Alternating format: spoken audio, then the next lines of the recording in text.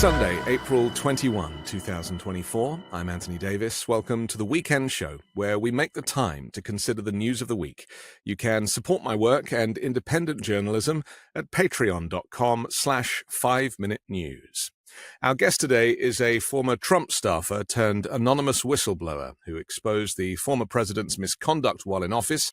His book, Blowback, is the product of almost 100 conversations with former Trump officials and warns of the danger of a second Trump presidency. Miles Taylor, welcome to the Weekend Show. It's great to be with you, my friend. So firstly, I want to talk about the role of the whistleblower and how, for me as a European, seeing the US through a European lens, whistleblowers I've found in America seem to be looked down upon, whereas where I'm from, they are celebrated and worthy of medals of honor. So, obviously it takes a lot to want to blow the whistle, especially when you describe yourself as a lifelong conservative and somebody who was working in national security. So just if you can explain how, I think not just yourself, but other people who Trump might refer to as the deep state are able to maintain their role no matter who the administration is, but then feel the need to go against their own political allegiance and speak up.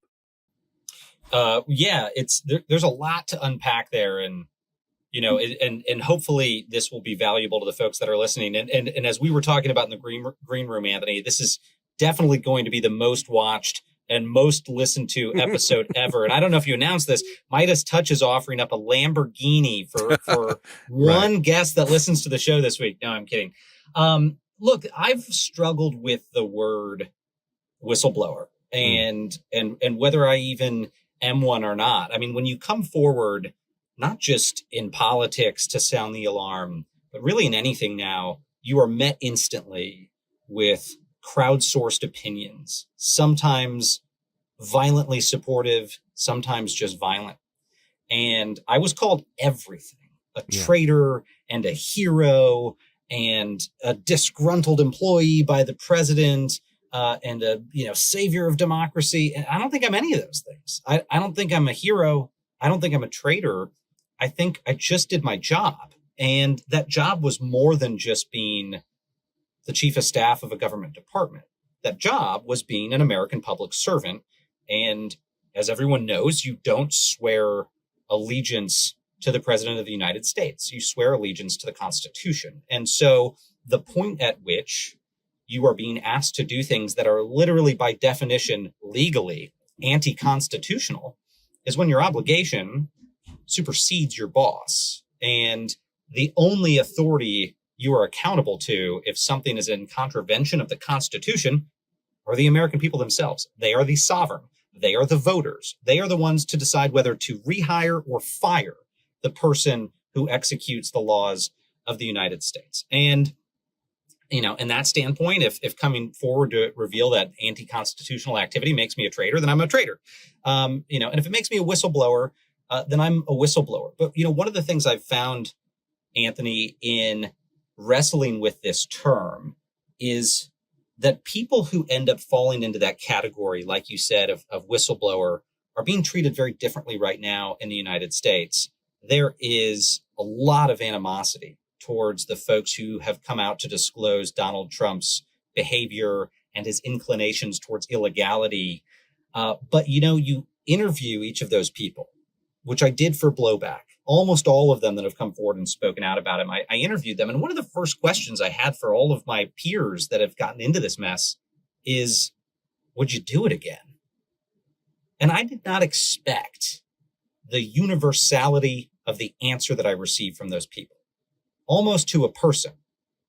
And we're talking about people who've lost their homes and their jobs and everything, people who've just blown up their lives to turn against the guy. Almost to a person, they've said, yes, I would do it again. And I think that's one of the few hallmarks of a whistleblower that I've found, is that despite all of the blowback, which is the term of the book, but despite all the blowback that can come from it, people still feel like going and telling the truth was more valuable. That is a powerful message to me. And again, is not something that I thought was a foregone conclusion as I started to huddle with some of these folks.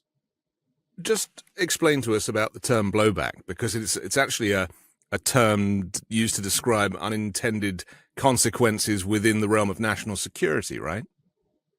Yeah, originally that term was used a lot in the world that I spent most of my career in the national security realm. And usually blowback is meant to signify the unintended consequences of when you fail to see around a corner. So if you're deploying a convoy into somewhere like Somalia to go intercept a terrorist suspect, if you fail to plan correctly for that mission or fail to take certain elements into account, you might experience blowback. It might mean the convoy gets attacked or ambushed. And I've expropriated the term into this world that we are walking into as a country. Namely, if we fail to anticipate what will happen if we return Donald Trump to the White House, then we could suffer the unintended consequences. The blowback could be quite severe. And quite frankly, Anthony, the book was born out of a lot of frustration. And I don't want to knock, my peers that have spoken out from the Trump administration, but generally a lot of people left that administration and went and wrote self-laudatory books about just how amazing they were. And too few were painting a picture for us of what could happen if that guy came back to power.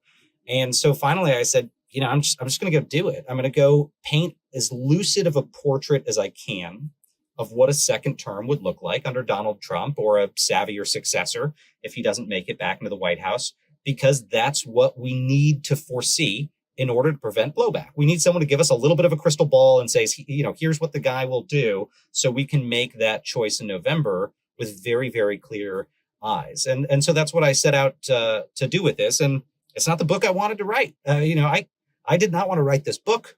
I don't want to be promoting this book. I don't want to be talking about it, because I never anticipated we would be so foolish to put ourselves back in this same damn predicament. But we have. And so it's important to talk honestly about what the repercussions will be. I want to talk about the danger of a future Trump presidency a little bit later. But first, I want to talk about this polarization that means that there are a core Trump support, or a core number of Trump supporters who see you as, somebody who's done the wrong thing rather than the right thing. And that is due to this compartmentalization where people think that you're either in one camp or the other. If you say anything bad about Donald Trump, you must be a Democrat or a snowflake or something. There's very little gray. It's all black and white in the narrative, and the media does play into that as well. So let's just talk about this notion. And I mean, we've heard similar from Alexander Vindman, for example, who was listening on the phone call when Trump tried to extort Vladimir Zelensky. He was just doing his job. He didn't feel like he was being a whistleblower either. And yet, because Trump was the president, he saw it as an anti-Trump action rather than something that had a higher cause. So just to react to this notion because I'm very keen to define what Trump is trying to say is the deep state, and make people realize that actually the federal government is made up of really very good people, no matter their political allegiance. Well, it is. And look, I will start off by saying I remain a conservative. And I, in fact, think Donald Trump is not a conservative. I am ideologically, philosophically, intellectually a conservative, as defined in American politics. And we don't have to go into political philosophy here and go deep. But for those that are well-read enough, I mean, I'm a Friedrich Hayek, Milton Friedman, what they would call a classical liberal, but is over the past few decades assumed the terminology of a conservative in American politics. I'm a small L libertarian.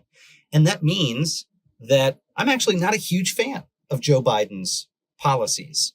But why did I vote for Joe Biden in 2020 after serving for Donald Trump? And why do I continue to support him for the presidency in 2024? Is because you have to, in a circumstance like this, put country over party. You have to say there are things more important than my party's policy positions. And so, I still believe very strongly in that. I think it's very important. But, you do have folks who've become so tribal that they have difficulty even seen that justification. And, Trump has tried to portray anyone who's spoken out against him from within the Republican Party as the deep state, which has been, I've almost needed no opportunity to argue against that, because as he makes the case, it feels self-defeating. Because when he went into office, he said, I'm bringing in a team and we're going to take out the deep state. The implication being the deep state were left-leaning government bureaucrats. And then dozens and dozens and dozens of the people he took in with him, like me, turned against him and said, you're a bad man. You are a bad, bad man. Like, actually, fundamentally, just a horrible person and an idiot when it comes to public policy, and a terrible president. And then he's labeled them the deep state. It's a tough argument to make that you went in to detonate it with your team, and then, your team somehow got corrupted by the deep state. Now, I'm going to add an asterisk to that, Anthony, because here's the place, ironically, I might agree with the former president, is I think people like me made it a little bit easier for him to make that case. Now, I initially leveled my accusations against the president anonymously, and that did two things. One, and I still believe this, one, it drew a ton of public attention to those revelations. That's why I did it. I was not stupid in doing that. I did it because I know people are so attracted to a spectacle that writing those opinions anonymously would force them to get attention. It was the most viral opinion piece in the history of the New York Times. I got their attention. But it did a second thing, is it gave Trump ammunition to say, look at these cloak and dagger people in the deep state. He was able to turn that anonymity against me and to reinforce his narrative. And it's one of the reasons why at the time I said I'm eventually going to come forward and unmask myself before the election, is because I was worried he would only weaponize this. The veil was just meant to draw people's attention long enough to focus on the message instead of the messenger. But if you stay in the shadows too long, you do reinforce that narrative of, people who are scheming. And so I felt like it was important to come forward. And again, in some ways, ironically, the revelations backfired. And it's one of the things that I say in this book is, it sounds funny coming from me, but I think one of the biggest threats to our democracy is anonymity. And let me explain to you what I mean. It's the willingness of people to express a strong moral view in private and be scared to do it in their own names in public. And it's what got us into this mess. In the Republican Party, most of my peers were, quote unquote, anonymous. They all could have written the op-ed that I wrote. They all felt the same way about Trump. But everyone was scared shitless to do it. And the consequence of that is that we elected the man, and we might reelect the man, because there's still so many people in the hierarchy of the Republican Party who share my views in private, but won't say them publicly. And so anonymity is a danger. And I learned that the hard way, because ironically, when I came forward anonymously and I said, the president's cabinet is keeping him in check, and we are restraining his worst impulses. Do you know what Donald Trump's response was to that? He went and fired almost all of the adults in the room. And I found out much later from people like Stephanie Grisham, who was his comms director. Stephanie said, oh yeah, he would talk about it all the time in the Oval Office. Everyone who walked in that door, he would ask us afterwards, do you think that was anonymous? Do you think that was anonymous? And he systematically started to essentially exterminate the adults in the room, so that by the end of the first term, it was a lot of sycophants. And so in some ways, my plan backfired. It actually accelerated the chaos. And that's why I think it's really important this cycle for folks not to play games. Don't give the off the record quotes on how dangerous this man is. Come forward, own it. Let's have a real conversation and be a little bit civically courageous. And it was a great personal cost to you as well, losing your job in the private sector, losing a relationship, addiction. There was a whole, the ramifications of speaking out were significant. And we're even seeing that at the moment. I mean, I'm glued to the select committee hearing on Boeing and whistleblowers at Boeing, after those two crashes and then a plug door blowing out. And you can see the nervousness even in the Boeing employees who still have their jobs for fear of retribution there. To speak up in this country does require an enormous amount of strength, doesn't it? It requires some element of something. Maybe it's strength. Maybe it's a moment of craziness to come forward, but I think it requires something more. And it's not necessarily from the person who makes the disclosure. It's from the rest of us. And that is, it's easier to go out and tell the truth if you know that other people are going to have your back by also telling the truth. So put in a much more simple way, cowardice is contagious, but courage is also contagious. And folks are more inclined to go make honest revelations, to tell the truth and speak the truth if they think it's not costly to speak the truth. And I say this a lot in front of when I speak to audiences of students who are, in college and taking econ class. I tell them, look, think of supply and demand curves. In any marketplace, if the price of something is really high, if the cost of it is really high, there's only two ways to lower the cost. And right now in our country, the cost of dissent, of speaking up, it's super high. Yes, it cost me everything. So, okay, how do you lower that price? There's only two ways, econ tells us. One, you can either decrease the demand for something and the price goes down. But we don't really want to decrease the demand for truth because that's kind of dumb. Like, we don't want to live in a world of lies. So the only other way mathematically is you have to increase the supply. That's the only way you get the price to go down. In this case, we need to increase the supply of dissent. And it sounds like a kindergarten lesson, but it's real. If in our own communities, we're scared to speak up and tell the truth about the craziness in our politics, well, then the price of dissent is going to be pretty high for the person that does. They're going to go get stoned by the extremists. But if everyone kind of bands together, the price goes down, the cost goes down. It's not as hard for the next person and the next person and the next person to dissent. And I learned this through trial and error. I probably tried every wrong way to do the right thing before landing on the right one. And in the course of that, I did learn that finally coming forward in my own name had that effect on some of my friends and peers who I was waiting to come forward. It was the classic bystander phenomenon where people are on a subway train in New York and someone's getting the shit kicked out of them and no one steps forward. Why? Because no one else had already stepped forward. They're all waiting for each other. Once I made my revelations, yes, did it detonate my personal life? Catastrophically. It was Chernobyl to my personal life. But then I looked to my left and my right, and I had peers who had been thinking about doing the same finally ring me up on the phone and say, let's do it. I'm in. Like, I'll make a video. I'll come forward.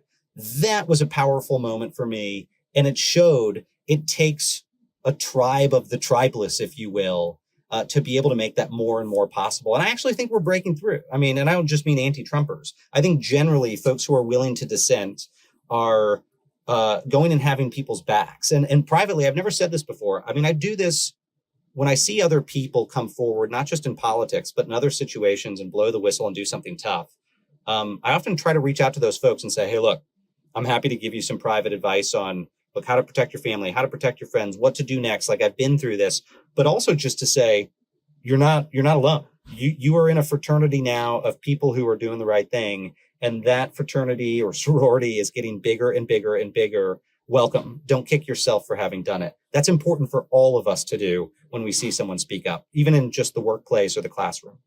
So let's shine that light on the current GOP and the way in which, I mean, even people like Mitch McConnell, who got up after January 6th and blamed Donald Trump, in very clear language, has now endorsed him.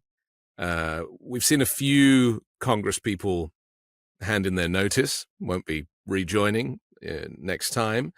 Bit of a cowardly way to exit stage left, in my opinion. But in terms of the people that have stood up to Donald Trump, you can really count them on one hand. Obviously, Liz Cheney, Adam Kinzinger, who you know. But I also feel like there is this kind of cult-like mentality amongst the leadership. It's not just the base, the people wearing the MAGA hats, but the cult-like mentality amongst the political leaders, the Congress people, the senators. So could you just talk to those people, and why is it? I mean, I should just say very quickly, I've been reading old Ronald Reagan speeches. Don't ask me why. But I was reading one yesterday about some remarks he made at a Senate Republican Unity dinner in November 1984. And the line that really caught my eye, halfway through the speech, he said, "And I know that we Republicans will stick together as united as the Union our party long ago fought to preserve." Is this the issue, really? Is that actually the Republicans behind the scenes in leadership have a plan that you never criticize the leader, and you band together no matter what? Well, I mean, look, I'll try to be fair here, because I think both the political parties in this country have that problem. It's not as pronounced and extreme at the moment on the left, but you saw people when Nancy Pelosi was speaker, sometimes, moderates who tried to stand up against the whatever they call them, the crew, the clan, the squad. Who am I thinking of? The squad. People who stood up against the squad sometimes got shot down, and there was a little bit of silencing there. I mean, this happens in politics. Politics is tribal. But I think what we're seeing right now in the Republican Party is without any precedent in the history of the Republic. That might sound hyperbolic to some ears. Take it from me, having spent my life inside the party. There ain't nothing to compare to this. Not even George Washington. He didn't even command this level of cultish adulation as Donald Trump does. And, there's something I write about in the book, Anthony, that I think exemplifies this, is that when Trump was president, a couple of times he tweeted a pretty crazy thing. He kept comparing himself weirdly to Abraham Lincoln and Ronald Reagan. And I didn't understand it at the time. If there was a poll about his support within the GOP, you can go find these tweets. It's like 93% of Republicans supported him. And he would tweet it and he'd say, I'm more popular than Reagan was in the Republican Party or Lincoln. Leaving aside the fact that there were no opinion polls within the Republican Party of Lincoln at the time, but let's just take him at his word. I thought this was crazy at the time that he kept trying to compare himself to other Republicans. And I realized it was born of his insecurity. But much later, I realized something more significant, is those claims he was making weren't absurd. They were spot on. He was right. Donald Trump realized something that most of us conservatives didn't, which is that he was commanding a different type of adulation than even a Reagan or perhaps even a Lincoln had commanded within the party, because people were literally worshiping him, and they still do. They have made Trump a part of their religion. I mean, there are folks who've been so heavily radicalized by this man that they won't accept any frank descriptions of things that people like I have seen about him behind the scenes. They just refuse to believe it. They cover their ears. This man can do no wrong. We didn't see the deification of Ronald Reagan like that. Maybe you could make an argument that Lincoln, in his, in a sort of martyrdom state for the Union, was treated with that level of reverence. But even then, the things that we're seeing from within the party, you can't find historical analog for folks falling over themselves to line up behind the guy, despite privately portraying a very, very, very different opinion of the man. So I do think it's remarkable. I think Trump is right in the fact that his support is greater in some ways than those former presidents. And that's actually something for us to worry about, because our founders worried, and they wrote extensively about the danger of a demagogue assuming power in the United States. And they actually tried to design the Department of the Executive to be somewhat resistant to that type of person. And those guardrails failed. We ended up electing a Donald Trump. And I think now we're witnessing exactly what they had warned about. And unfortunately, I'm not convinced those guardrails will be able to hold in a second term. That really, that last final guardrail is the electorate. And if the electorate can't save us from a second Donald Trump term, I will tell you, nothing can. The judiciary, the legislative branch, they won't be able to resist the corrupt behavior that we will see infuse the executive in a second term. And I say that in all seriousness. I want to expand on that in just a moment and talk about who you believe Trump to be behind the scenes. Got to take a quick break. We'll come back and do that next here on The Weekend Show. I'm excited to tell you about Moink. That's Moo plus Oink. Moink is a meat subscription box company on a mission to fight for the family farm. They're located in rural America, run by an 8th-generation female farmer. Their animals are raised humanely, their employees are paid a living wage, and the quality of their product is better than anything you'll find in a store. Moink delivers grass-fed and grass-finished beef and lamb, pastured pork and chicken, and sustainable wild-caught Alaskan salmon straight to your door. I've received one of these boxes, and I can verify that the quality of the food was excellent, and it tasted delicious too. Keep American farming going by signing up at moinkbox.com/weekend now, and listeners of this show get free bacon for a year. That's 1 year of the best bacon you'll ever taste, but for a limited time. Spelled MOINK box.com/weekend. That's moinkbox.com/weekend. 10 seconds on the clock. How many things can you name that are always growing? Your relationships, your skills, your customer base? How about businesses on Shopify? When we started podcasting, an online store was the furthest thing from our minds. Now we're selling t-shirts and Midas Touch merch, and it's so easy, all because we use Shopify. Shopify is the global commerce platform that helps you sell at every stage of your business, from the launch of your online shop stage to the first real-life store stage, all the way to the "did we just hit 1 million orders" stage. Shopify's there to help you grow. Whether you're delivering daily digests or serving sensational scoops, Shopify will help you sell everywhere. From their all-in-one e-commerce platform to their in-person point-of-sale system, wherever and whatever you're selling, Shopify's got you covered. Shopify helps you turn browsers into buyers with the internet's best converting checkout, up to 36% better compared to other leading commerce platforms. And sell more with less effort thanks to Shopify Magic, your AI-powered all-star. Shopify powers 10% of all e-commerce in the US. And Shopify is the global force behind Allbirds and Rothney's and Brooklinen and millions of other entrepreneurs of every size across 175 countries. Plus, Shopify's extensive help resources are there to support your success at every step of the way, because businesses that grow, grow with Shopify. Sign up for a $1 per month trial period at shopify.com/weekend. Go to shopify.com/weekend now to grow your business no matter what stage you're in. That's shopify.com/weekend. We're back. I'm Anthony Davis. Miles Taylor joins us. We talk about Trump having multiple personalities, aside from a personality disorder, which is widely covered, although not covered as much as I would like, but there we are. Tell us about, from working in the administration, the stuff that you write about in the book is compelling. It's almost like a thriller. The way the book reads like a thriller in that way. Government should not work like that. It's supposed to be boring. It's supposed to be administrative. Just talk to us about, how Trump behaved and the things that he was stopped from doing that you describe, that he will certainly do on his tour of retribution if he was to win a second term. Well, if you really, really, really want to understand this man, you have to listen to his words and take them seriously.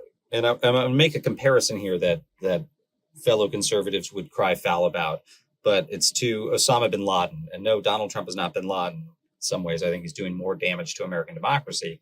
But I'm going to make the comparison because the reason we underestimated Osama bin Laden when he was the leader of the al-Qaeda jihadist movement was because we didn't take his words seriously. But if you go back, bin Laden was very clear about what he wanted to do, about his worldview. I mean, he wrote it out in long letters and speeches that forecast all of his plans.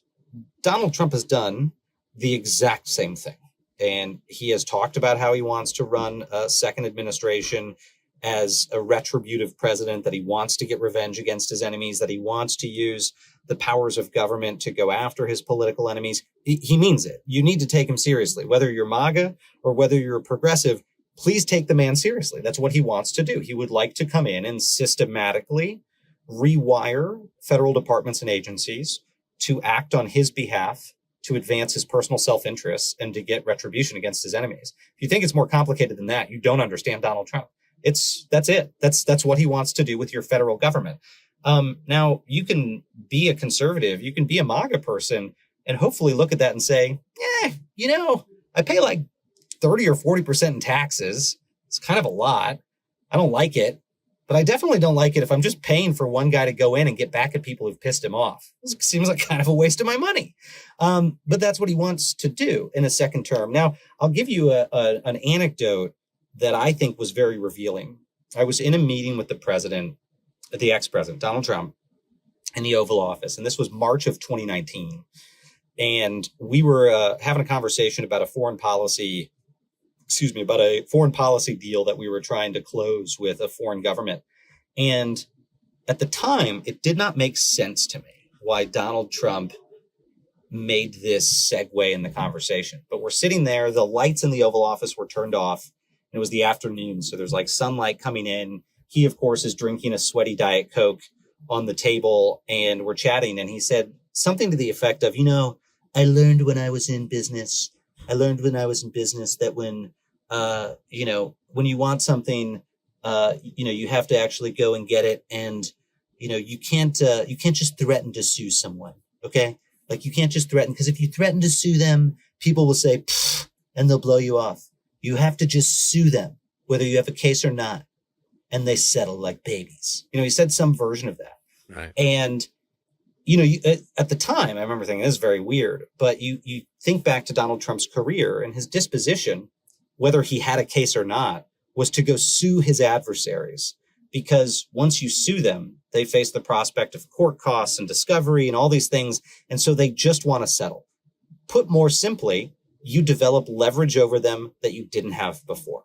It ended up being very relevant to the conversation we were having about a foreign partner at the time, but it's also how Donald Trump viewed every action in government. He was on a constant quest for leverage. Where can I get leverage over someone else and use that leverage to get the thing that I want? Now, that's not inherently a bad thing. In any negotiation, let's say, with a foreign power, the United States might want leverage and use that leverage to advance its interest. But this is different. This is a man looking for personal leverage to get the thing that he personally wants and not for the country. That's the Donald Trump you will see in a second term. That's the person behind the scenes, is a man who's constantly hunting for ways to get leverage over his enemies. How will that manifest in government in a way that actually affects your everyday Americans? Well, one of the examples I go back to that I saw a lot in Homeland Security was emergency response. Is when Donald Trump would see disaster strike around the country, it's the president's job to sign these disaster declarations and send federal aid. But if a disaster happened in a blue state, Donald Trump saw an opportunity, because he was like, this is a place where there's a governor that doesn't like me, people who didn't vote for me. Maybe I don't sign that disaster declaration. Or maybe I call up the governor and see if he's willing to cut me a deal. That was his mindset. And we saw that happen actually in several circumstances. We talked him off of it, but it's the type of thing that will happen in a second term. He will deliver federal assistance selectively and retributively in a way that gives him leverage over his adversaries. That's very weird, and it's not how we expect government to operate. We saw that in Puerto Rico, didn't we? In that terrible moment where he was throwing toilet paper at people. I mean, does this make the point, though, that actually someone from the business community does not make a great president? And that, because obviously there's that whole argument about trickle-down economics, and there's no proof that it actually works, but it is a conservative argument time and time again that if you deregulate business and give them those, the tax breaks, that eventually the working man will be able to benefit. I mean, there's no proof of that. But, that's really, a lot of conservatives are still voting Republican despite Donald Trump, because they think a businessman or a wealthy person in office is a good thing because wealth equates to success, and that their tax liability might be reduced. I mean, how do we get to the point where we are allowing a demagogue, a dictator, an autocrat, potentially a second turn, just because some people don't want to pay a higher rate of tax? Well, Anthony, this is where I'm going to have to disagree with you, my friend, because I would say, as a conservative, a great businessman makes a great president because you want someone who's very efficient at managing a large organization and doing things that great business leaders do, which is great business leaders. If you go down to the brass tacks about what makes them effective, the best in the world tend to communicate and delegate. They articulate the strategic priorities very well, and they delegate responsibility to their subordinates in a way that carries out that vision faithfully and with integrity. And they're really, really good at that. But I want to go back to the beginning, because a great businessman makes a great president, in my view. Donald Trump is not a great businessman. He is a failed businessman across the board. Trump steaks and Trump vodka and Trump airlines, and we could go on and on. A rejoinder, though, might be folks who say, but no, he's rich, so he must be a great businessman. Well, Al Capone was rich. Al Capone was incredibly rich. You can be rich and not be a great businessman. You can be a fraud. And we've seen this with Donald Trump throughout his history. The man, even people who've been huge supporters of his, have come away saying he's a total fraud. He swindled me in this business deal or that business deal. So I do still think great businessmen can make great presidents, but he is not one. And in fact, all the characteristics that made him a failed businessman, he took into the White House. And in a lot of ways, he made the U.S. government his largest failed venture yet. He rendered so many departments and agencies effectively incapable of discharging their duties because of his volatility and his corrupt nature. I saw it in our own department. It was supposed to be my job to support the work of the 250,000 men and women under me at the Department of Homeland Security. But instead, because the president was so impulsive, I had to spend all of my time focused on one person. I had to spend my time focused on how do we manage the president. That's not the sign of a good businessman. He's clearly not communicating and delegating really well. That's the sign of the exact opposite. And that's just how he governed in a first term with those quote unquote guardrails in place. I think it would be a great deal worse in a second term. And I wouldn't think that, I don't think business leaders should get too excited about a Trump second term being better for them economically than a Biden term. And I hear this argument from Wall Street execs and Wall Street billionaires that it'll be better under Trump than it has been under Biden.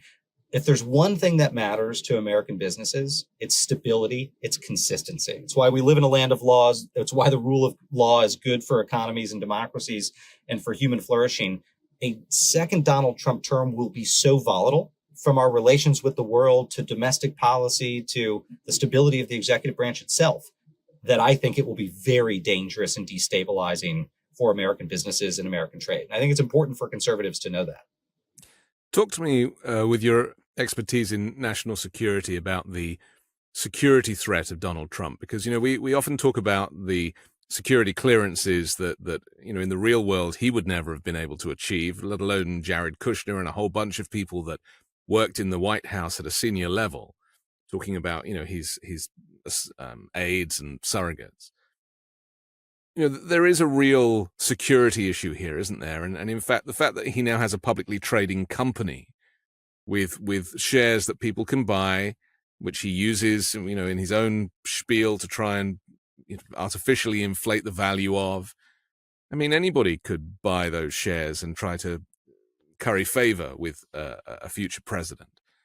That combined with, his history of stealing classified documents and sharing the information as he did, famously with an Australian businessman. I mean, that does not make for a safe nation, especially a nation like the United States, which really kind of should celebrate its safety and security. Well, I'll actually go back to the comment I made about leverage, because if Donald Trump operates in a manner that's focused on finding leverage over his enemies, then he should know that America's adversaries operate very much the same way. And that's no coincidence. Autocrats operate like other autocrats. So whether it's China or Russia or Iran or North Korea, that's how they end up corrupting Western figures and officials and collecting intelligence. is they attempt to develop leverage over them, whether it's compromising material, whether it's taking on their financial debt. This is actually why when you're someone like me and you start your career as a government bureaucrat, you fill out this form called the SF-86, Standard Form 86, and it's all of this information, very personal information about your life. And you have to fill out that form to start the security clearance process, to either get a secret or a top secret security clearance. And that form asks about your finances, your family, your friends, any foreign nationals you know. And you do that because over decades and decades, we have learned there are tried and true tactics for our adversaries. And it's if they can get that financial leverage over you or penetrate your circle, they can squeeze you, and they can get you to share classified information. Now, folks might be surprised to learn that the president of the United States doesn't have to fill out an SF-86. Why? Well, because the Constitution doesn't say, when they win the majority of the Electoral College, now they must fill out standard form, 86.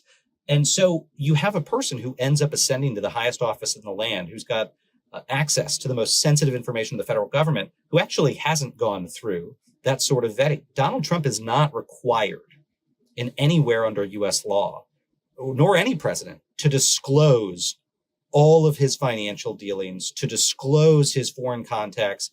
Now, a lot of people do, as a matter of course, when they get elected, but Donald Trump could win this presidency again. And this is a hypothetical, but, it could be that Vladimir Putin has found a way to bail out his companies or to do other things to ingratiate himself to Donald Trump. And we, the American people, might not know. Why does that matter? Because then Donald Trump goes into the White House and doesn't want to do anything to piss off that foreign adversary that either has helped him or that could potentially hurt him. This is very real. This happens every year in the national security community with people at sort of a mid-level. And we know foreign governments are targeting Donald Trump because they consider him susceptible to influence. That's been declassified. That should really alarm everyone. And I'll tell you, we saw it in his administration. We would get nervous about him dealing with foreign governments because it was so easy for Donald Trump to get played. It really was. I mean, he was so susceptible to flattery and getting played. And you saw these foreign leaders learned in the first few months, that's all you had to do. Because you'd get on these phone calls or read these transcripts of foreign leaders talking to Donald Trump, and they realized, literally all I have to do is blow smoke up his ass and we'll win him over.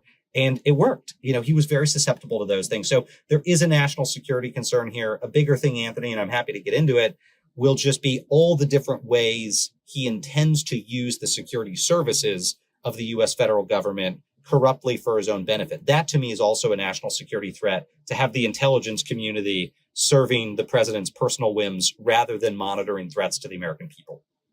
I want to talk about that next, especially when it comes to voting. One of the things I've been saying is that, if you vote for Donald Trump this time, you may never get to vote again. So we'll talk about the details of that in just a moment here on The Weekend Show.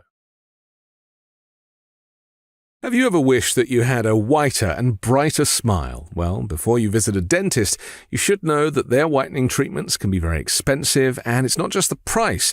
You also have to book the appointment and schedule time away from work and family to sit in a dentist's office chair while undergoing the procedure. It's a hassle. Fortunately, now you can try Smile Actives at home or anywhere, anytime. Smile Actives offers a safe and affordable alternative to those expensive whitening procedures. I myself had a whitening procedure in the dentist chair several years ago. It was kind of painful, I didn't really enjoy it, and it didn't seem to last. Well, 97% of Smile Actives users in a clinical trial reported up to 6 shades whiter on average, all within 30 days. Simply add Smile Actives Pro Whitening Gel to your regular toothpaste. It's been formulated with polyclean technology to boost stain removal and deliver active whitening ingredients into teeth's grooves and crannies to get better whitening. Smile Actives makes a teeth whitening gel that can simply be added to your toothpaste every time you brush your teeth. So no change in your routine, no extra time, and no more messy strips or trays or lights. People will start commenting on your whiter, brighter smile in just days. Smile Actives is the whitening boost your favorite toothpaste needs to give you the smile you deserve. Visit smileactives.com/weekend today to receive a special buy one, get one free offer with auto delivery plus free shipping and handling. That's smileactives.com/weekend. Terms and conditions apply. See site for details. We're back on the Weekend Show. I'm Anthony Davis. Miles Taylor, the threat of a future Donald Trump presidency is not just about Democrats being sad losers. It's about a threat to the bigger picture, the safety and security of the nation as a whole. It's a vote between democracy with Joe Biden and demagoguery or dictatorship under Donald Trump. He's even admitted it. I mean, that's what's so frightening about this. And we're at a point now where there are Trump supporters considering a dictator and saying, well, maybe that is what we need after all. My concern is the vote and how Donald Trump, with his fake electors scheme, that didn't work last time, so he sent the mob into the Capitol. That didn't work in the end. He really wants ultimate control. He's talked, as Vladimir Putin does, about being president forever. Just talk to me about, with the benefit of your expertise, about your fears going into a second Trump presidency regarding democracy and the loss of it. I will say, Anthony, it's one of the reasons that I felt compelled to write Blowback. And I suspect a lot of your listeners have the same view as me. And I would urge them, they may not need to read the message. This is something you should be sharing with friends or family members who think Donald Trump is going to operate a second term in some even-keeled way, or that maybe he's learned enough from the first term to operate in a more sober-minded fashion. That's not the case. And, they don't have to take my word for it. I try to quote as many of these people as possible in the book that had served in that administration along with me as possible by name to describe what they predict will happen in a second term, the things that he wanted to do that he wasn't able to accomplish. So specifically, what does some of that look like?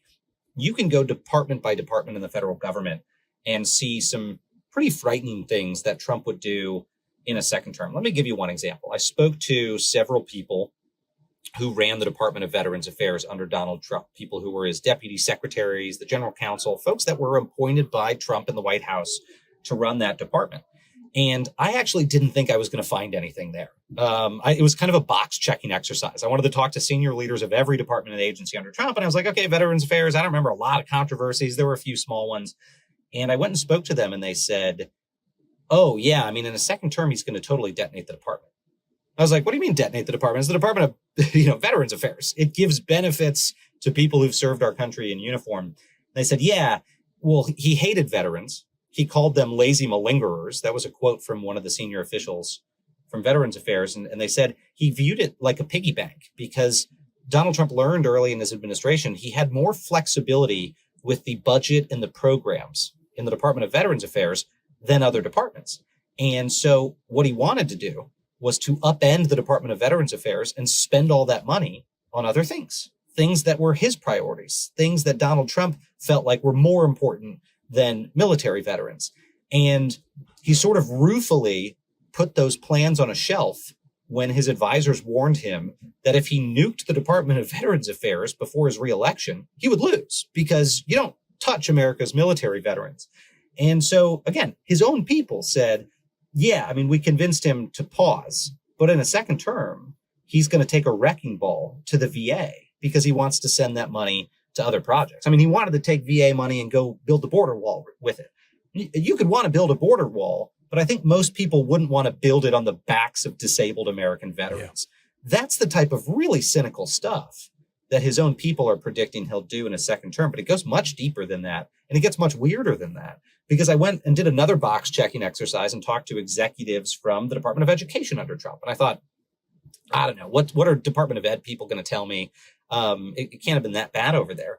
And when Betsy DeVos was secretary, Donald Trump and Stephen Miller wanted her to issue an order saying that students who were the children of illegal immigrants in public schools should be kicked out of public school because we shouldn't provide free education to the children of illegals. Now, they ended up pushing back on that, saying that we would get sued in the courts. They turned it around, the staff at the time under Betsy DeVos. But those same staff members told me, oh, no, in the second term, they're going to bring that executive order back and they're going to do it themselves. Imagine being a person who feels so angry towards immigrants to this country that you want to go kick their little third and fourth grade children out of American schools as a means of punishing them.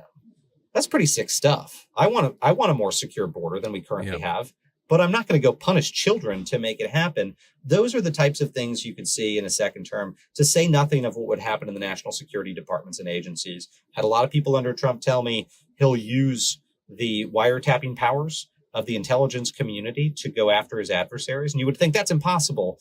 There's too many layers between the president and those authorities. Well, towards the end of his administration, he tried to stack the intelligence community with loyalists who would have been willing to carry out egregious orders along those lines. And certainly that's their intent in a second term. And in the department that I was helping to run, the Department of Homeland Security, Trump regularly wanted to go deploy DHS forces almost like a private militia to carry out his will. And we often said no to that. But even after I left, you saw him do this in Portland, where he ordered the deployment of counterterrorism forces that work within DHS for the first time in history on U.S. city streets to go put down, rallies and protests. That will be put on steroids in a second term. And you will see these things happen, not as isolated incidents, but as standard U.S. government policy. Yeah, that was very frightening. I talked to that a lot. We didn't know who those military people were. They were unmarked. They were using unmarked vehicles, and they were disappearing people off the streets. And, that is the stuff that we would expect out of Russia or North Korea, but not the United States. I mean, these were American citizens that were being disappeared.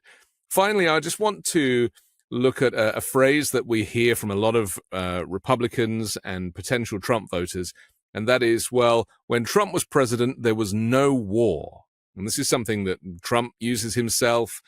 And obviously now we're in, there is a much more complex international situation than ever before, both with Ukraine, but also with Gaza. Trump is obviously denying having any involvement with this, despite really destabilizing much of the Middle East during his presidency. Could you just talk to those people who claim that, a Trump presidency brings no war versus Joe Biden having to clean up Trump's mess? My message to those people right now, in all sincerity, would be the reason that there was not a catastrophic global conflict during the Donald Trump presidency was not because of Donald Trump. It was despite Donald Trump. And let me tell you what I mean. I think if it were not for courageous people like my former boss, John Kelly, former Defense Secretary Jim Mattis, to a certain extent, Rex Tillerson and others, there's quite a high likelihood that the United States would have been thrust into extraordinary conflict during the Trump presidency because of things he wanted to do. And even more specifically than that, I want to point to North Korea, because the way that the president was handling North Korea at the time so concerned all of us in his national security cabinet that for the first time in the history of the Department of Homeland Security in the United States, we had to hold private exercises to assess what would happen if Trump accidentally got us into a nuclear war and there was a nuclear strike on the U.S. homeland. To my knowledge, and I ran this by the Department of Homeland Security when I was publishing this book, there was no other circumstance since the department's been created where DHS had to do real-life nuclear war planning because the president was putting us in such a volatile position. So if you think Trump kept us out of wars, what I'm telling you is, I'm not trying to say Miles kept us out of wars, but a lot of good people around Donald Trump prevented him from making decisions and taking actions that could have got us into the most dangerous conflict we've ever been in the modern history of the Republic, up to potentially and including World War II. I mean, the guy was playing with fire when it came to nuclear weapons, and we were really, really worried about it. And I will tell you, I can't divulge the details of those nuclear response planning exercises, but they were not good. And I will tell folks who think that we can survive a second Donald Trump term without getting into one of those conflicts, you haven't seen what I've seen on the other side of the wall of how terrifying that could actually be. And the man does not have the discipline to avoid getting us in those situations. And he certainly will not bring in a team that reins him in from making those impulsive decisions that could spiral into catastrophic conflict. That's how bad this could actually get. And I will tell you, on top of that, this was something else that I got to reveal for the first time in Blowback, is the department gave me permission to write a little bit about something that is privately referred to as the Doomsday Book. So there's a book inside the White House of break glass in case of emergency powers that the President of the United States allegedly has in the instance that the United States gets invaded or struck by a nuclear weapon or goes to war. And those powers allow the president to do some pretty extraordinary things to protect the country. However, in the wrong hands, those authorities could be misused to do some pretty terrible things to exert control over the United States.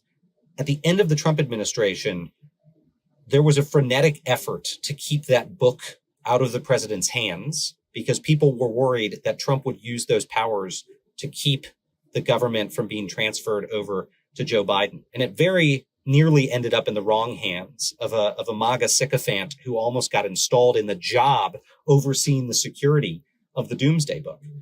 I'm very worried that in a second term, Donald Trump, the crown jewels aren't going to be safe from him. He will go and access those tools and authorities, but not to protect the United States, but to wield his influence over the American people in a way that is, by some definitions, quite clearly unconstitutional, anti-constitutional. And that's a fear. So I do expect there would be vastly greater geopolitical disorder in a second Trump administration as he pulls away from our Western allies and tries to get America to cozy up to its enemies. But also as Donald Trump tries to use some of those extraordinary foreign and defense powers here domestically. It's a terrifying thought. He's not doing it alone, is he? We have the Heritage Foundation with Project 2025. We have Steve Bannon and various characters who really are going to help Trump this time around. And by removing anybody, such as yourself, from the administration who could stop him, that is the differential this time, isn't it? That last time there were people in place like Mark Milley, as you describe. This time he won't have those people around. That's absolutely right. And, you know, I always go back to the words of these people. Stephen Miller had told me personally that a second term would be a, quote, shock and awe blitz. That was his comment, is there would be a flurry of extraordinary executive orders when Trump took office. And, you know, Steve Bannon himself said that they would bring in the next generation of assassins. That's how he described the people that would come in. I don't think anyone would say that Jim Mattis, John Kelly, and Mark Milley, you know, came in to be Trump's assassins.